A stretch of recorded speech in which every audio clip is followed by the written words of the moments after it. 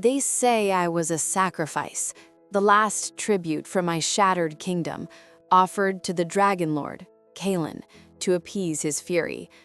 I was meant to be his consort, his prize. My fate was sealed the moment they placed the ceremonial collar around my neck and dragged me to his volcanic mountain fortress. But fate, it seems, has a twisted sense of humor, because as I stand here now, a prisoner in his scorching court, my heart doesn't beat for the fiery tyrant who claims me. It beats for him, for the cold, silent guardian who watches over me with eyes like obsidian, the one who moves through shadows and speaks only in veiled warnings, the one I should fear, for he is Kaelen's deadliest weapon. My heart belongs to the Dragon Lord's shadow guard, Rion, and if Kaelen ever finds out, we will both burn. My village had nothing left to give. The blight had taken the crops, and Kaelen, the Dragon Lord, had taken everything else.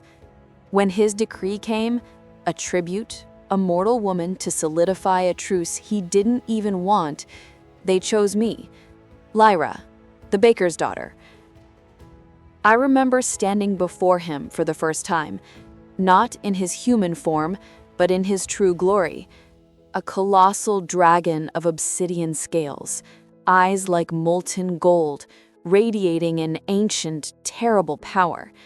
He sat on a throne carved from volcanic rock, and around him stood his court of draconic shifters, their eyes gleaming. And then there was Rion. He stood a little apart, a man cloaked in midnight leather, his face partially obscured by shadow, a hood always drawn. His eyes, when they met mine, were a startling, fathomless black. No warmth, no mercy, just a predatory stillness. Kaelen's voice, a rumble that shook the very ground, echoed through the cavern. "You are small, human, fragile. Prove your worth, or you will feed my fires." My initial fear was all-consuming. I was alone, miles from anything familiar, surrounded by beings who viewed me as nothing more than a temporary playtime, or worse, dinner. Kaelen was charismatic in a terrifying way, demanding absolute subservience. He touched me with casual cruelty, asserting his ownership. Each touch was a promise of my gilded cage. Rion, however, never touched me. He simply watched, always there, a silent sentinel outside my chamber, lurking in the shadows of the dining hall, ever present.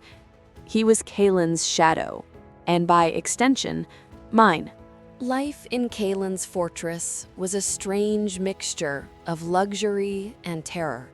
Opulent gowns, exotic foods, but always the underlying threat. Kaelen demanded my presence at court, in council. He wanted me to witness his power, to understand my place. My days were filled with learning the customs of his court, the intricacies of the draconic shifters. And always, Rion was there, a silent observer, his presence a dark comfort. It was irrational, I know. He was the Dragon Lord's shadow guard, trained to kill without question. But his silence felt different from Kaelen's roaring arrogance. It felt observant. I tried to speak to him once, early on. He was standing by my chamber door, his back to the wall, cloaked in darkness. "Do you ever speak?" I asked, my voice barely a whisper. He turned his head slightly, his black eyes meeting mine. They held no warmth, but also no malice, only a deep, ancient weariness. "Only when I must, little mortal, and you would do well to do the same." His words, though a warning, were the first moment of genuine conversation I had experienced. It was then I started to look past the Dragon Lord's blazing presence and into the quiet, dangerous depths of his shadow. Kaelen was furious at the idea of any disloyalty. He had spies everywhere. One false move, one glance held too long, and we would both pay the ultimate price. I learned to keep my eyes down, my voice soft, but my awareness of Rion grew stronger with each passing day. My fear for myself began to intertwine with the terrifying, forbidden care for him. The turning point came during the Serpent Feast. Kaelen had introduced me to his most brutal commander, a hulking, scale-skinned shifter named Gorak. Gorak had a vicious reputation and eyes that lingered on me with a possessive hunger that made my skin crawl. Kaelen, always testing my resilience, encouraged Gorak's advances, enjoying my discomfort. Gorak tried to corner me in a shadowed corridor, his massive hand closing around my arm, his breath hot and reeking of sulfur. "The Dragon Lord tires quickly of mortal toys," he snarled, pulling me closer. "But Gorak does not." Fear, pure and primal, seized me. I struggled, but he was too strong. Just as despair began to set in, a shadow detached itself from the deeper darkness of the corridor. It moved with impossible speed, a blur of midnight. Rion. He materialized between Gorak and me, his hand a blur as it twisted Gorak's wrist with brutal efficiency. There was no sound, no shout, just a sickening crack. Gorak roared, stumbling back, clutching his broken limb. "She is the Dragon Lord's. You forget your place, Commander."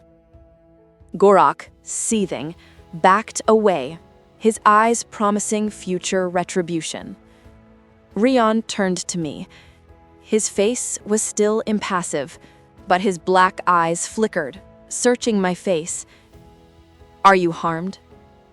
I shook my head, my throat too tight for words. He gave a sharp, almost imperceptible nod, then melted back into the shadows, as if he had never been there. Kaelen would never know. He would only see his shadow guard protecting his property. But I saw a protector, and in that moment, something shifted in my heart. The fear of him was replaced by a dangerous, illicit gratitude. After that, my awareness of Rion intensified. He wasn't just my guard, he was my silent confidant, my protector from dangers Kaelen either ignored or allowed. I started leaving small tokens for him, a piece of fruit from my meal, a pretty stone I found in the courtyards, and he would always take them, silently. One night, I couldn't sleep. The weight of my captivity, the terror of my future with Kaelen, crushed me. I walked to the high balcony of my chambers, looking out at the burning landscape. Rion was there, as always, a silent silhouette against the inferno. "He doesn't want me, does he?" I whispered, my voice thick with despair. "Kaelen, he doesn't want a consort. He just wants a trophy." Rion's shadow detached from the wall, moving closer. He stopped just a foot behind me. "Kaelen desires power, Lyra. You are a symbol of his dominion, not a beloved. But that does not mean you are without worth or without a choice." My heart hammered against my ribs. "A choice? I have no choice, Rion. I am his." Every creature, even a dragon, has a weakness. Kaelen's is not in his fire, but in his pride, and his fear of what lies beyond the mountain. He then revealed the true secret. Kaelen was not just a dragon lord, he was a gatekeeper. He feared a greater, ancient evil that lay dormant within the volcanic heart of the mountain. My presence, as the last pure mortal, somehow stabilized the fragile balance. Kaelen kept me close, not just to boast, but to unknowingly prevent a catastrophic eruption that would destroy his entire realm. He does not know why your presence calms the mountain, only that it does, and he fears losing that more than anything. My captor wasn't a monster who stole my freedom. He was a dragon lord, desperately clinging to control, unaware that his own desperation had chained him. And the only one who truly understood this complex web was his silent shadow guard. The mountain began to stir. A series of violent tremors ripped through the fortress. Kaelen, raging, tried to force me to the core, believing my proximity would quell the growing chaos. He blamed me for the instability, his true fear bubbling to the surface. "You are disrupting the mountain, mortal!" Kaelen roared, seizing my arm, his grip burning. "You will go to the heart of the volcano and stop this madness." But before he could drag me further, Rion moved. He intercepted Kaelen, a silent, deadly blur. The Dragon Lord, enraged, rounded on his own shadow guard. "You dare defy me, Rion, for a mortal?" "Your rage blinds you, my lord. This is not her doing. The ancient wards are failing. She cannot stop it alone." The ground shuddered violently. A crack opened in the floor, revealing glowing molten rock beneath. Kaelen's eyes widened with terror. He saw the impending doom. Rion then did the unthinkable. He drew a dagger, not to harm, but to cut. He sliced his own palm and with a whispered incantation pressed it to my bare arm, mingling our blood. A surge of cold power, a blast of shadow magic flowed into me. "You need to amplify your essence," he rasped, his eyes burning into mine. "And I must protect you." Suddenly, the mountain itself seemed to recognize the bond. The rumbles intensified, focusing on us. Rion pushed me towards the fissure, sacrificing his own power to bolster mine. "Go, Lyra," he commanded, his voice raw with urgency. "You are the mountain's only hope now. I will hold him off." I didn't hesitate. With Rion's shadow magic coursing through my veins, amplifying my own latent mortal essence, I plunged my hand into the burning fissure. It was excruciating, but the combined magic, shadow and mortal, forbidden and fated, began to calm the enraged earth. I stood there, my hand burning, the mountain quivering beneath my touch until a fragile peace settled over the volcano. When I finally withdrew my hand, exhausted, the fissure had sealed. Kaelen was defeated, not by me, but by his own fear and Rion's defiance. He stood stunned, witnessing the truth. I was not a pawn, but a force.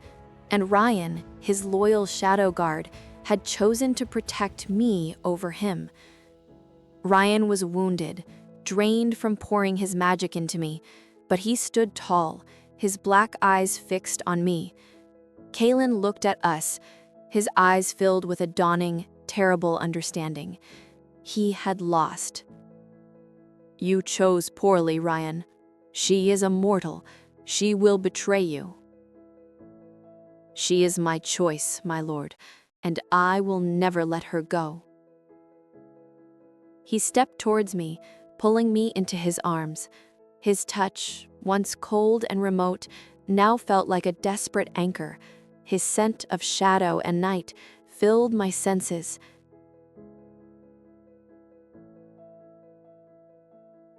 They sold me to the Dragon Lord, but I fell for his shadow guard.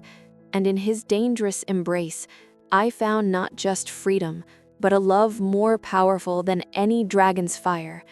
A love forged in shadows and sealed by choice.